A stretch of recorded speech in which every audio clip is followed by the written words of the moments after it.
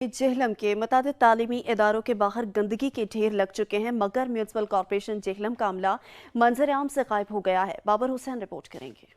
जेहलम के मुतअद्दिद तालीमी इदारों के बाहर गंदगी के ढेर लग चुके हैं, जो म्यूनसिपल कॉरपोरेशन जेहलम की आला कारकर्दगी का मुंह बोलता सबूत है। फल डिपो में गंदगी के ढेरों से ताफुन और बीमारियां फैलने का अंदेशा है, लेकिन फौरी तौर पर इन फल डिपो की सफाई के लिए कोई अमली इक़दामात नजर नहीं आ रहे। गंदगी बहुत ज़्यादा फैल रही है और उसके बाद डेंगू का फैलाव जो है वो बहुत ज़्यादा है, तो बीमारी है, उससे काफ़ी जानों का नुकसान हो रहा है। अगर इसी तरह इन गंदगी के ढेरों को छोड़ा गया तो हुकूमत जो लाखों रुपए डेंगू वबा के फैलने पर लगा रही है, वो किसी तौर भी कारामद होते नजर नहीं आएंगे। गंदगी के ढेर से अटे ये फिल्थ डिपो म्यूनसिपल कॉरपोरेशन इंतजामिया की नाअहली का मुंह बोलता सबूत है।